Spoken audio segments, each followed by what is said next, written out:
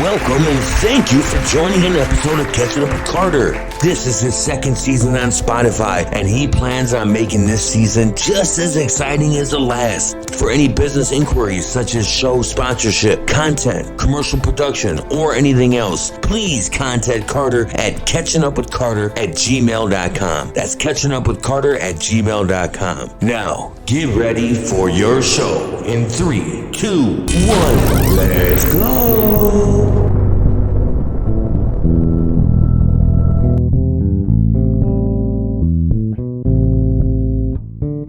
Hey there, and welcome to the Catching Up with Carter show on Spotify. This is your host, Carter. I appreciate you joining me first time or multiple time. I appreciate you choosing me to be the one that entertains you, because there's so much out there to listen to, music and otherwise, that you're taking time and actually listening to one of my podcasts. So I want to say thank you so much for that. I love music so much. Music is so important to me.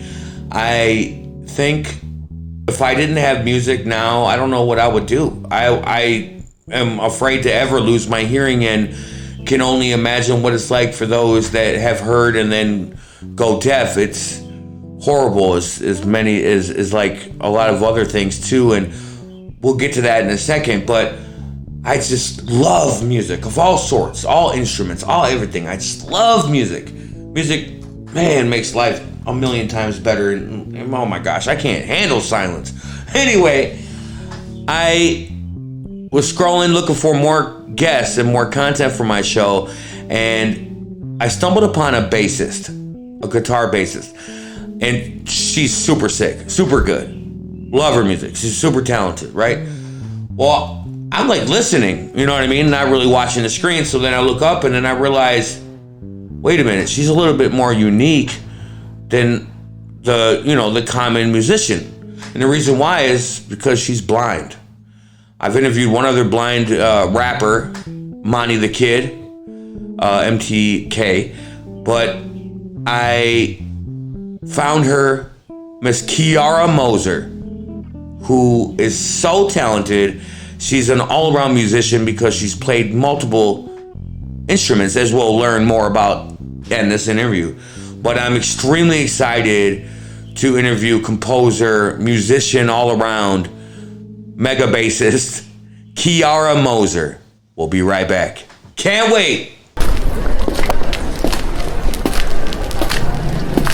Psst, come here. Hey, yeah, you. Come here. Listen, I know that you know that guy, you know the guy that came out this last year back after 10 years, and now he's back. He's been back for 53 plus episodes, and 2024 is gonna be better. But listen, he works hard, this guy. They call him Carter. You know him. You remember his name. Anyway, I remember. Listen, Carter, he's looking for that content. So if you know a guest, or you're a guest, you're somebody that knows about a hobby or a crazy cool story or something just out of this world that other people should know about, he wants to know. Quit holding out. Hit him up an email, please, as soon as you can, at catchingupwithcarter@gmail.com.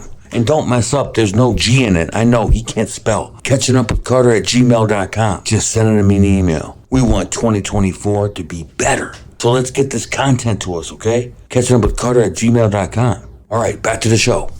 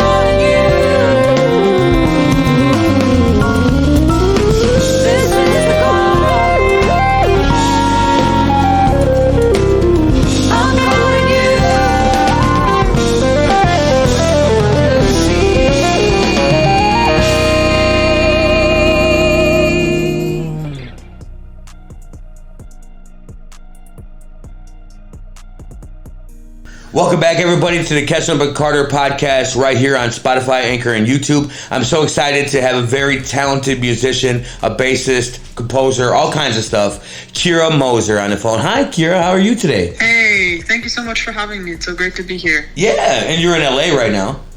Yes. Nice. You on tour? Yeah, I am performing there tomorrow with this really amazing guitarist called Marcin. Oh, nice. It's the last show of his first US tour, and it was like a 2-show tour, and all shows were sold out. So I'm really excited for him and to play with him, and I'm hoping that he can come back next year to do a tour with more shows. So yeah, it's very, very exciting. Where is he from? Yeah, he's from Poland. Poland. My grandma was Polish. Oh, nice. Yeah, nice. Yeah. Okay, so I want to, most people, I'm kind of cliche in a way. I like to at least go to the beginnings. I know I can Google it and I can listen to interviews, but I like to hear it from you. So where does your music begin? And well, first off, where are you from? Like, where were you born and raised? So I was actually born in Dublin, but raised in Austria. So when I was about 4, we moved to Austria. Wow. My mom is from Ireland and my dad is from Austria. And they met because they were working on the cruise ships. My dad was cooking or like managing, like a kitchen chef and later hotel manager, and my mom was also kind of like head housekeeper and hotel manager. So they both met like at work internationally in France on a cruise ship. So my life has always been like very, full of like traveling and those kind of things. So obviously I kind of also decided to go that path, take that path and be a musician. And that's basically where I'm from. But now since 3 years I live in Boston because I studied at Berkeley. I did a master's degree there. Wow. For performance. That was pretty much the reason why I moved to Boston was Berkeley, and that they have like a course for blind people that teaches you how to use music technology as a blind person. So yeah, that's why I'm here not here right now, I'm in LA, but that's why I moved to Boston.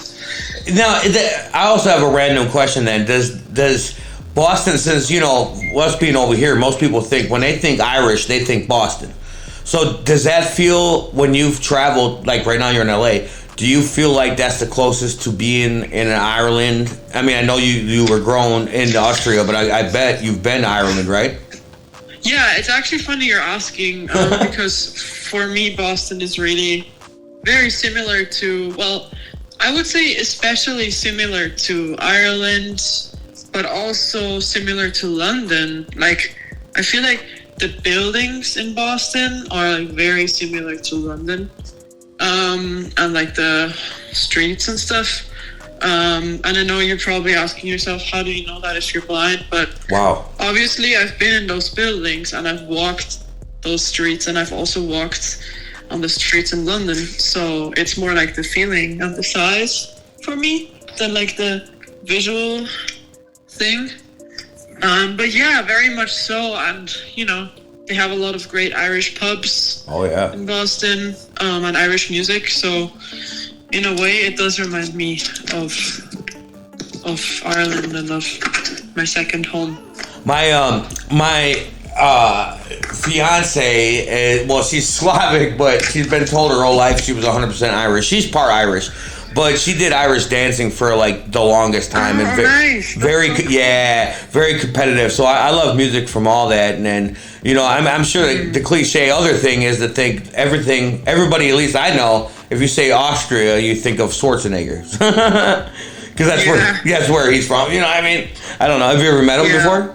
For sure. Like, it's funny because I like to work out myself. Like, I go to a gym and I do CrossFit and stuff. And like, whenever I tell the people there I'm from Austria, they're like, "Oh, Arnold Schwarzenegger." And I'm like, yeah.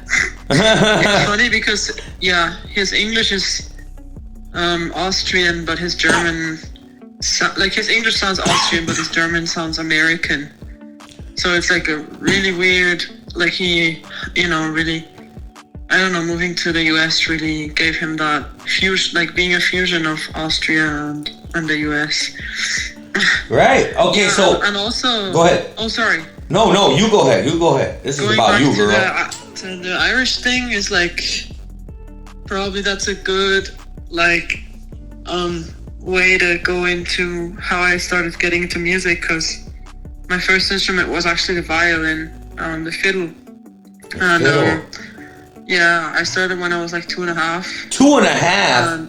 Yeah, my parents, they got me into music very early. Holy Moses. And they felt it was important to the education of any child to expose them to music.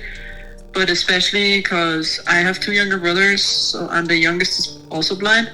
So especially because 2 of their kids are blind, they thought it's like even more important.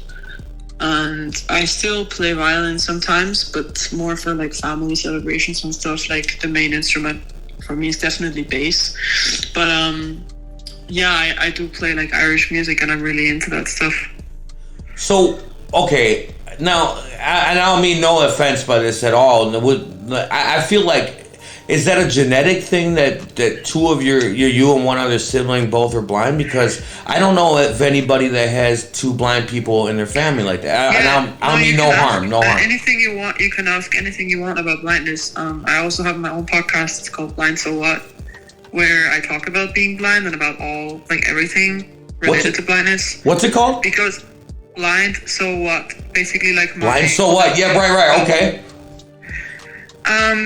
And I talk about blindness very openly because I think the more we talk about disability, the less it will become like a marginalized society. So I think it's like really important to be open and to talk about those things. And I also like talking about those things because I learn things about myself every time I do that. So yeah, basically the reason why I'm blind is that it's called Leber's congenital amaurosis. Whoa. And it's a eye disease that is very rare, and it is caused by a genetic disorder that, like, if both parents have the defect gene, if they have the same defect gene material, which happens like very rarely, then it can happen for a 25% possibility that the child is blind. So basically, like, both parents need to have the same information in their genes, and then it can affect the child for 25% possibility. That's why I'm blind, my middle brother is not, and my youngest brother is blind too. And it affects the eye in the way that there's a color for the retina that is produced by your eye, and you need the retina in order to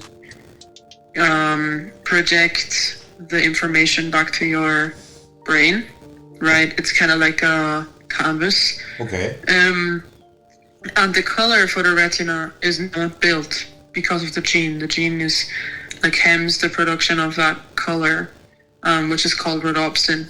So yeah, wow. My eyes aren't producing that. Now there are like studies out there that try to inject the rhodopsin and also to mutate the gene, because the thing is, you can inject rhodopsin but it won't help. So you need to change the information that you have in your gene material. And I don't know enough about gene biology, so I can't talk about it enough, but that's kind of pretty much what I understood. And there are like 20 different genes that cause that eye disease, and for one of them they have actually found a cure, which is not mine. So kids are like already treated with that therapy, where they basically change the gene and also inject the rhodopsin. That is amazing. It's amazing, but also for me it doesn't really change my life. No, I know, I'm sorry, I don't mean to be... like, No. It's important to be hopeful. Right. Well, hope. I don't think I have anything to hope for, because also a big reason why I'm where I am right now is because I'm blind. So if it happens, of course, blindness is still a disability, but that's not because of me, but more because of the society. Right. So if it happens that I end up to get a cure or, you know, a treatment, then I'll definitely do it, because obviously I want to drive a car and those things. But like, there are so many things that I can do that people don't even know that I can do them, and I can live an independent life. So for me right now, like, I'm staying updated on all those channels and Facebook groups and whatever they have, but like, if there were a cure, it could happen tomorrow, but it can also happen in 200 years when I'm already dead. So I'm not going to let that define my life. No. And that's basically like the way I see it, because that's the only way that gets me to be an independent person, you know? Right. No. And I respect all that. Don't think I mean any harm by that. Of course. To think of something being able to be cured, and I even wondered right now while you were speaking, I was thinking, like, I wonder if she would actually not even be a real easy answer. What if she's one that will be debating it for a little while before she makes that decision? Because, you know, I don't know. You know, I think about stuff like that all the time. When I start complaining about stupid shit, stupid stuff, I think, what if I couldn't see or hear or taste, or like one of my good friends jumped out of a car drunk and he hit his head just the right way that he has not tasted anything or smelled anything in 10 years. And when he told me that, I'm like, what the? That is crazy, you know, to think of not being able to taste food and smell, and you're complaining about something stupid, you know what I mean? And then you don't think about the people that live without a sense that's so important or so amazing, you know. And I love people that are like you, that I mean, your family also pushed you, but still you don't let that hold you at all. That makes you even stronger. Because how many instruments do you play, Ciara? Well, I play one instrument right now, which is the bass. But while I was growing up, I played like many. I took piano lessons. I took drum lessons. I also played like a little bit of guitar just for fun. You know, I always liked to sing in choirs and all of that. I play viola because that's very close to the violin. Yeah. And later I also learned double bass, because if you study electric bass at the school in Austria where I studied for some time, you have to play double bass. Yeah, and the list goes on and on, like percussion, recorder, you know. Dang. So yeah. But I feel like when you learn something like that you've played, that it's still in you. So if you were to go pick up a piano or go to a piano or pick up whatever, you know what I mean, like you said, viola, yeah, you would pick it up naturally to just carry on. I think that's so cool. Yeah, I do still sometimes. The only thing is that obviously now, because I'm growing up as a musician, I have my expectations for how I want to sound are way higher. But I also know that sometimes it's important to just have fun and not care about like how perfect it sounds like. So I do love to like just have some fun sometimes and pick up an instrument that I haven't played in years. I really love that. So, okay, I have to ask you, when you start at 2.5 or 3 years old, what is the training difference, I mean, that you know of between somebody that can see and a blind person? Like, what are the instruments different? And I hope I'm not saying some dumb question, but I'm just curious, like, how do they teach it? No, it's not dumb at all. I actually wrote my master's thesis I did a pedagogy master's at the University of Music and Performing Arts in Vienna. Wow. And my thesis was about teaching blind and visually impaired children music. So it's not a dumb question at all. Basically, the instrument doesn't change. It's more the teaching that definitely, I wouldn't say it changes, because to be honest, after doing some research and studying it for like a long time, and also kind of being a self-subject, you know, being like a subject of trial myself, I've seen that everything you do in the lessons with a blind child can be helpful to do in the lessons with a sighted child as well. It is just an additional thing that, to be honest, every good pedagogue in the world should have those skills, because they matter for everybody and not only for blind people. Because the first thing that comes to my mind, if you do something with a blind person, explaining it to them, there are like 2 different parameters. One of them is verbalizing, so explaining in words. That becomes way more important if you do it with a blind person, because sighted, especially sighted children, but everybody who is sighted, are like copy machines. Okay. So they will learn a lot from you by looking at you. I mean, there are so many studies in psychology, you know, right, that children pick up their parents' tics and behaviors and like mimics and gestics and stuff. But for a blind person, that's not possible. Right. So the first way to get around that is to verbalize a lot. And that even goes back to my parents and my education. where my parents would be talking all the time when they were doing something, just so I could learn like how the sounds sound like. For example, my mom would be like, I'm boiling water in the kettle right now. I'm taking the kettle and I'm pouring water into my glass. I spilled a little bit, so I'm taking a cloth out of the drawer and then I'm wiping the water away with the cloth. So I could understand like what the sounds sound like. And then it goes further to lessons and teaching, basically, that you have to over verbalize, you have to over explain things. Well, in your opinion, because like the easiest explanation would be to say, oh, you just have to imagine you can't see and explain it to yourself. Right. But that's even like not the same thing, because you can never imagine how it is not to see. So yeah, basically the more exact you explain things, the better it is for a blind person. And I think the second thing that is definitely a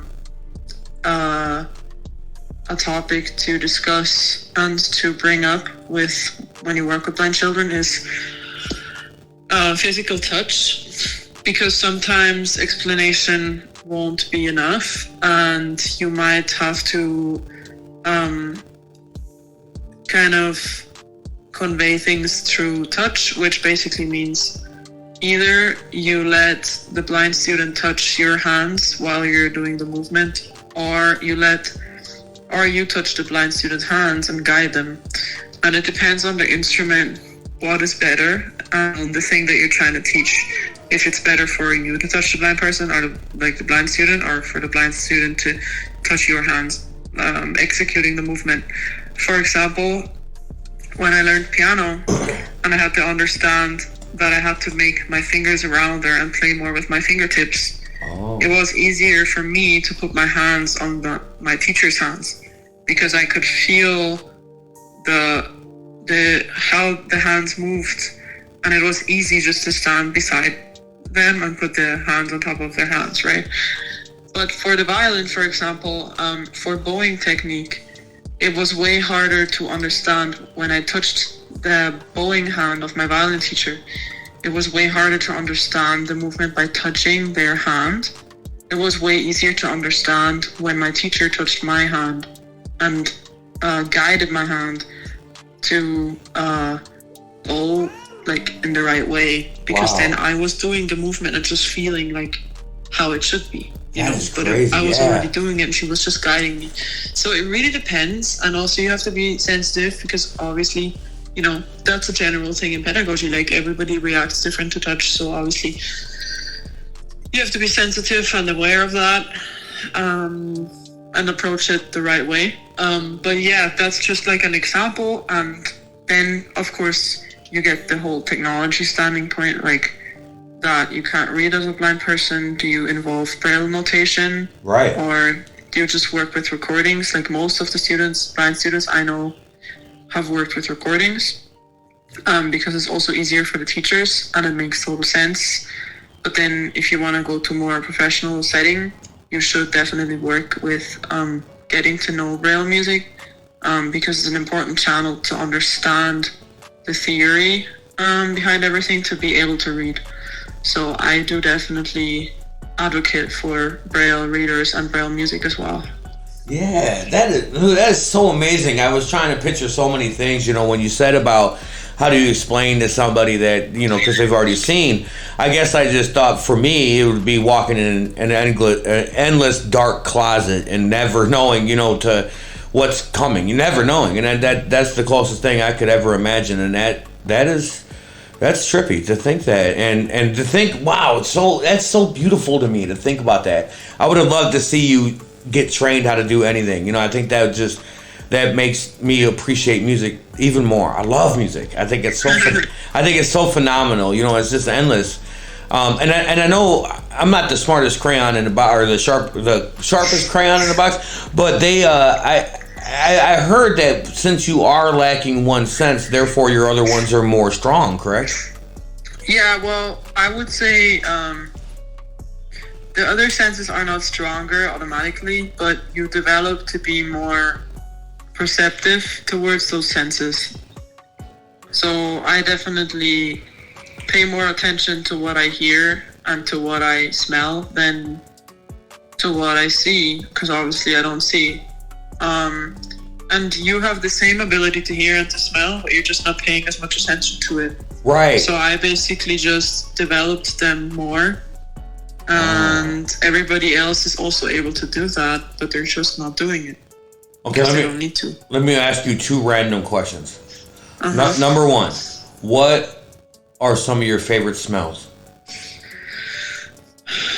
I don't think I'm super sensitive to smell. I mean, I am, but I think there are other people who are more sensitive to smells.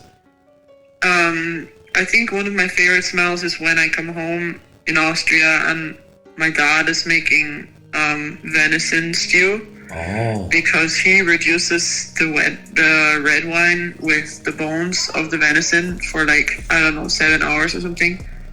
And it smells like red wine sauce in the whole house, and it's amazing. Oh, that sounds amazing. Yeah, it's incredible. Okay. And then also one smell that I really like is probably if somebody bakes, no matter if it's fresh bread or fresh cake. I guess it's all related to...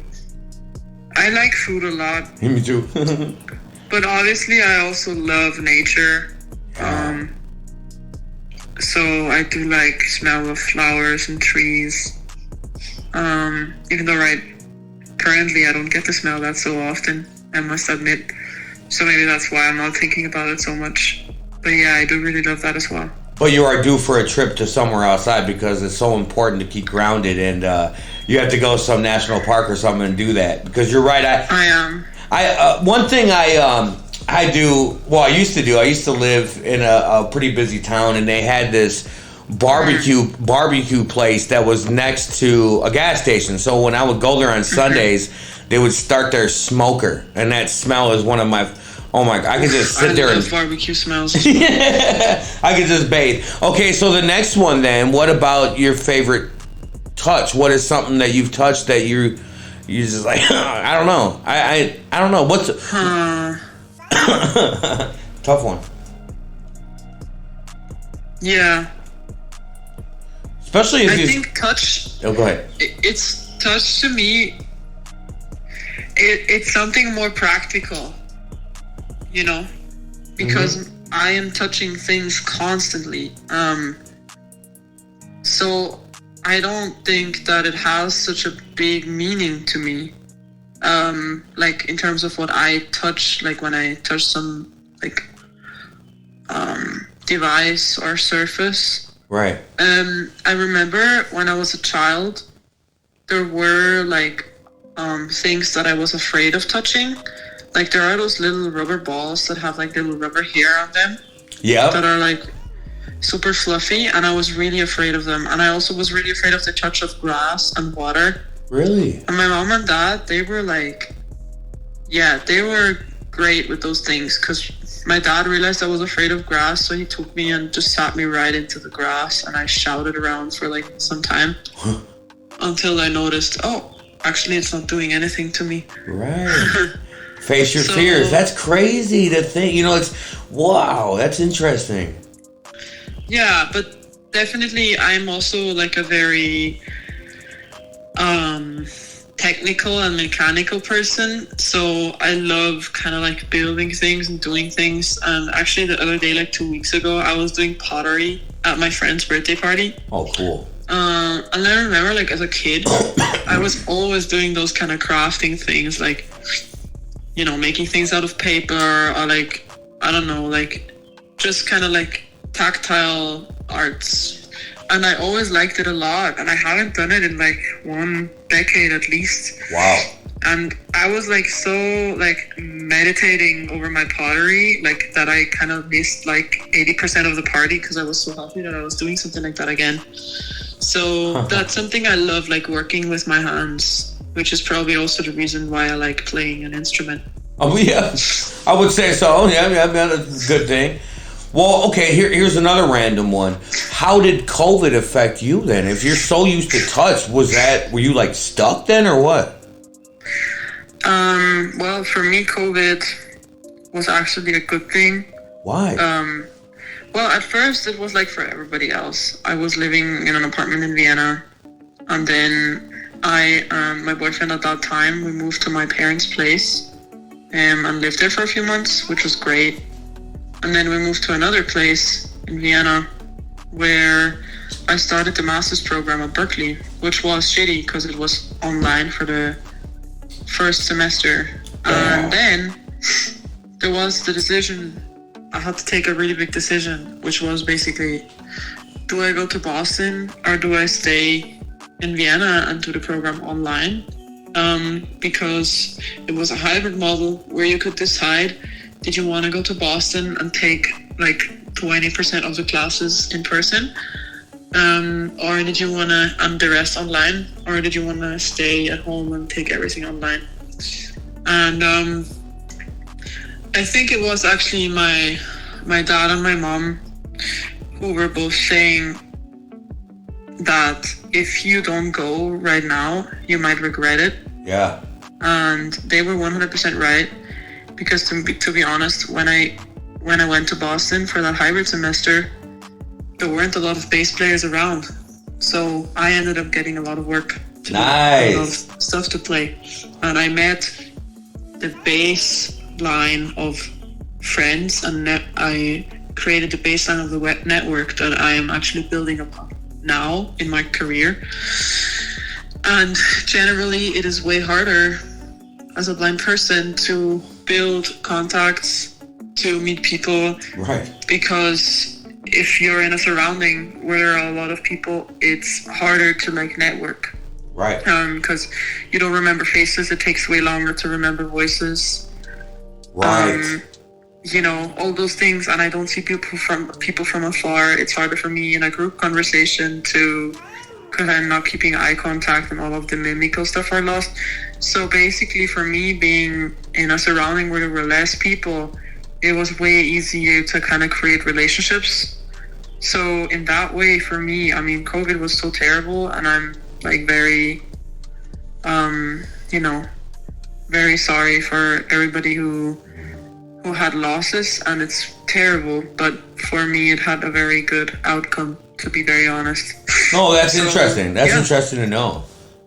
Yeah. And well, I guess I was just thinking, like, man, another thing is, if there's somebody you don't like, you can't avoid them. That's a bad thing too.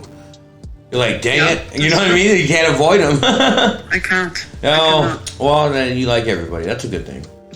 Yeah. I do like everybody. Yeah, I know you do. You sound like such a nice person. Well, now, okay, so what do you have coming up now then? Do you have a new album coming out? Did you just release one? And I know you're on tour, but yeah. So, I just released my first debut album in October, which is also called Blind So What? Yeah, that's what I thought. That's what I thought, yep.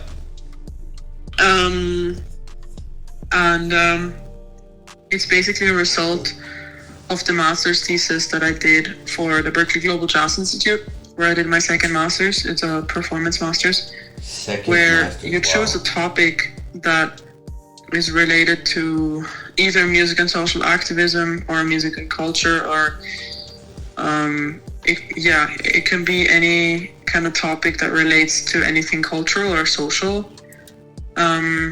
So, for example, one of my friends did music and homelessness, or one of my friends did eating disorder, and I chose music and blindness because obviously that's a topic that relates to me a lot, and that anytime I invest on that topic will be very beneficial for me and my life, and also the people who surround me. One of my mentors, who is the artistic director of the master's program I did at Berkeley, his name is Danilo Perez. And I was talking a lot about like the stuff that I do in, life, like that I memorize a lot of things, like for example, all the ways I walk. And also that I like compensate senses. So like I use more of the senses, like more of the other four senses, because I don't use like so much brain capacity for seeing. So I, as we were talking about before, use other senses more. And then my mentor was like, well, how do those topics relate to music for you? So, for example, when I memorize things, I memorize all the ways I walk, like to the train station and everything, but I also memorize all the music I play, right? So I wrote a song about memorizing. And then also I wrote a song about the sixth sense, which is basically a sense that we all have, but we just don't know about it. It's called proprioception, which is basically the feeling of our limbs in space. So whenever you touch your nose with your eyes closed, you're using your proprioception sense. That sense is obviously very important for a blind person. So yeah, I found a few of those topics and I researched about those topics and presented those topics and also composed music about them. And then I extended that and recorded my album. And yeah, it dropped on October 20th, 2023, and it's been out. And I have a few performances coming up this year. I'm performing in Switzerland at a festival in July. Oh, cool. Because we won a competition there. Nice. With songs from the album. And then in October, I'm performing at the South Jersey Jazz Festival, which is a huge honor because it's a bass-themed festival. And there are 3 headliners. One of them is John Petitucci, who's been a huge idol for me. Wow. He is Chick Corea's bass player and the bass player of a lot of other projects, but he's huge for me since I'm like 15. And also Brian Brumberg, who I've really extensively listened to, and me. So for me, it's like I am actually, playing a festival and standing beside those like heroes of mine. So that's like something very big for me, where I'm really excited for that. And in November, I'm currently working on booking a fall tour in the US because I've done an Austrian tour last year that was actually pretty much sold out.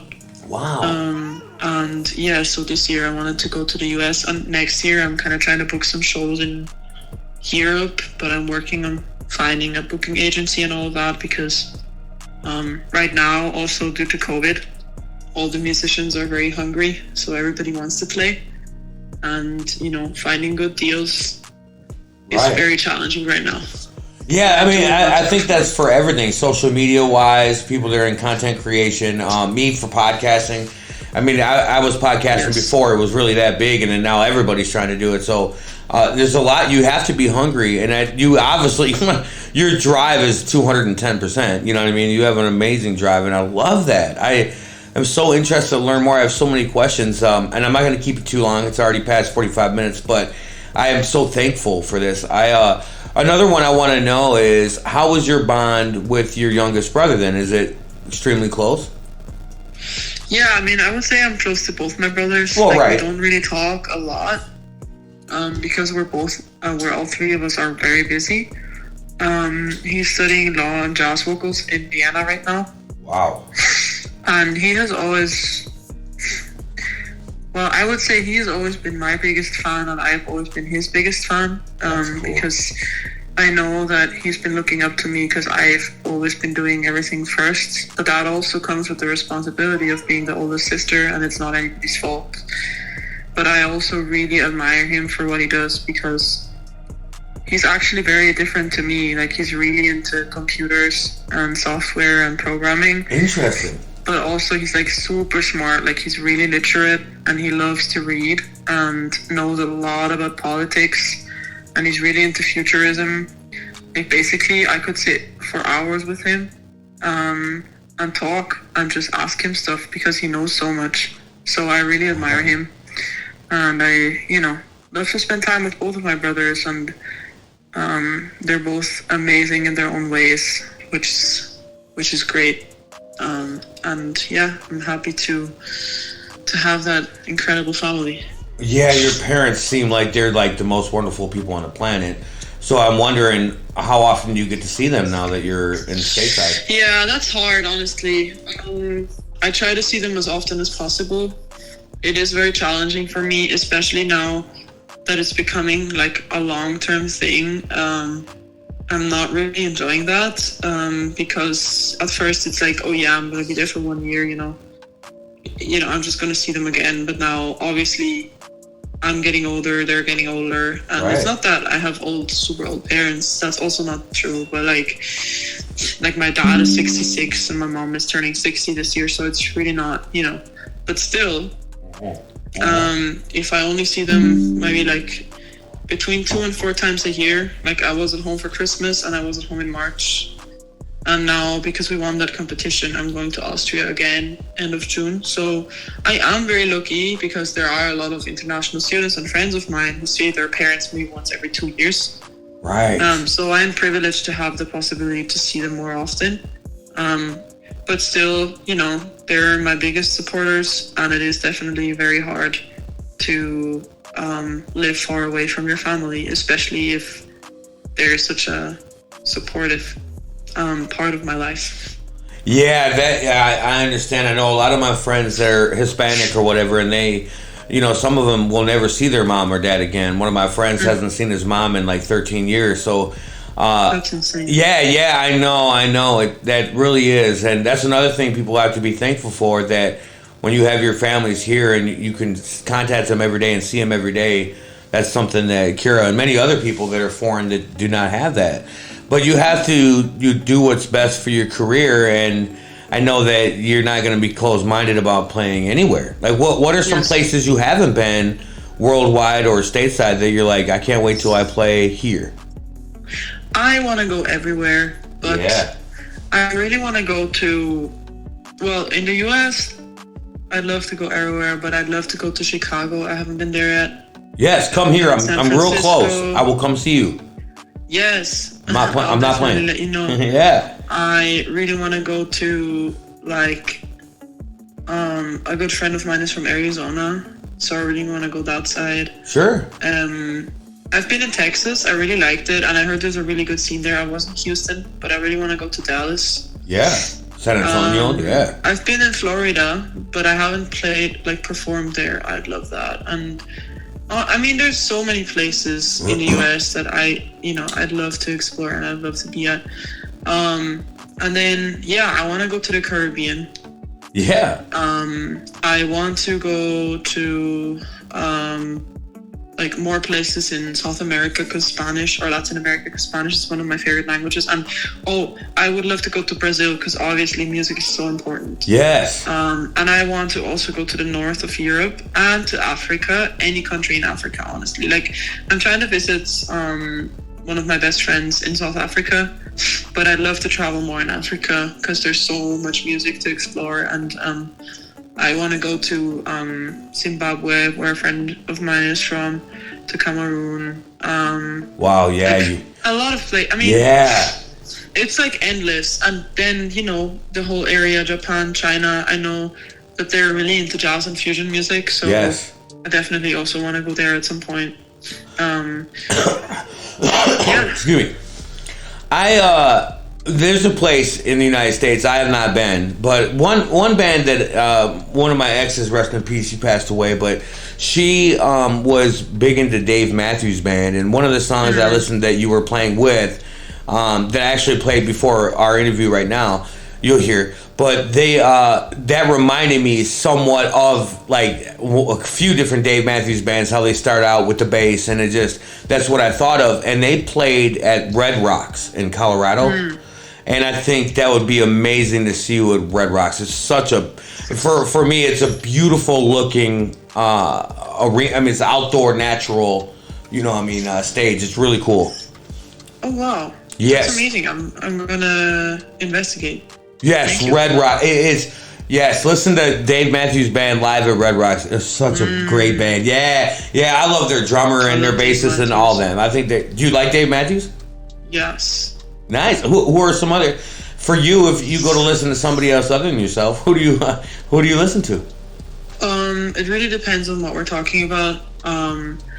So in terms of bass, there's one young person I really discovered right now, the last few months, whose name is Michael Pipoquinha. Whoa. He's from Brazil. Neat. I like his name. He does stuff on the bass that nobody has ever done before, and he's really bringing the instrument to a new level. Obviously, as I've said before, John Patitucci, Victor Wooten, Marcus Miller have been, Nathan East, Pino Palladino for pop. And then Hayden Farrell is also a person who I really admire.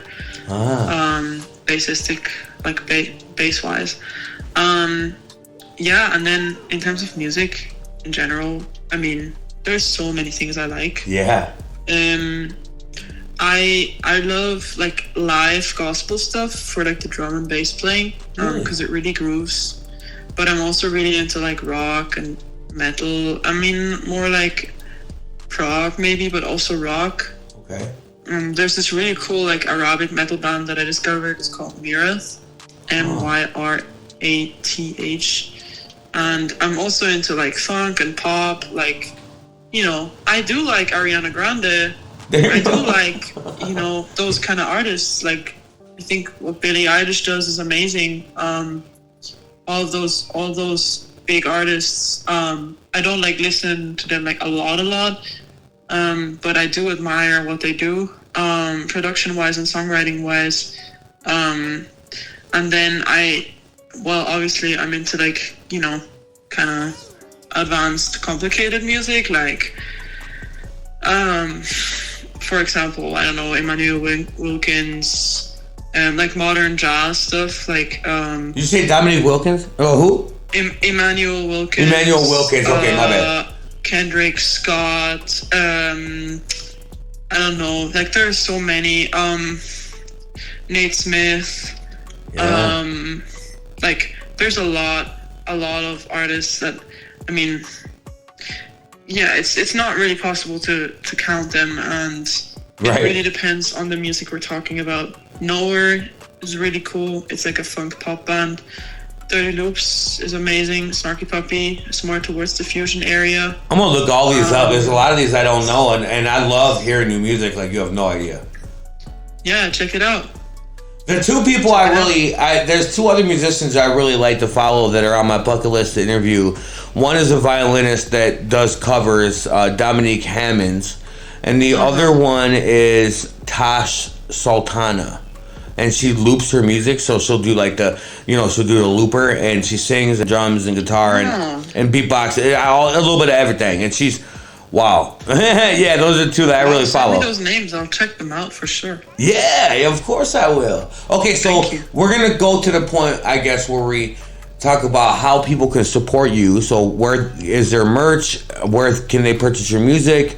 How can they contact you for a gig? Those type of things. Well, so the best way, if you want to support me financially, is to buy my album on Bandcamp. Okay. Bandcamp.com. If you just type in Blind So What, you should find the album. Okay. And then you can also follow me on Instagram, which is Moser Ciara, MoserCiara, written together, or TikTok, which is Moser Ciara _. And then my website, if you have any inquiries, like for example, if you want to book me or if you want to take lessons, I also do private lessons. I wondered. So there's a contact form you can fill out on my website, which is www.ciara, so CIARA -Moser MOSER.com, and you can go there and see like everything I'm doing. All the information about me, and also my social media channels are all linked there. So basically the website is probably the best place to go, and you can pretty much reach out to me about anything there. Oh my gosh, this was such a amazing, interesting interview. I'm going to research so much more about blindness, and I know, but I just think it's phenomenal what you can do. And I'm so grateful for this, and I just can't wait to watch your success. And if you come to Chicago and don't send me a message, I will be upset. I'll definitely send you a message. Well, but here's the deal, though. If I'm paying attention to you, you're going to post that you're going there. So I mean, I will. I have to pay attention to myself too. You're a busy lady. We're both going to pay attention to each other. Yeah. Thank you so much, Ciara Moser. Amazing bassist, songwriter, everything. You do a little bit of everything. Composer and all that stuff, and If you please can support her, if you don't follow her already on her social medias, please do. Check out her website, like she mentioned. She's on YouTube. She's on all that stuff. So there's many ways you can support and buy her album on Bandcamp. Please, on Bandcamp. So thank you so much again, and sky's the limit. Thank you. Thank you so much. Thank you guys for listening to the Catching Up with Carter and Fam Show. Please subscribe on our other social medias. Thank you guys, and we'll see you next time on the Catching Up with Carter and Fam Show. Bye.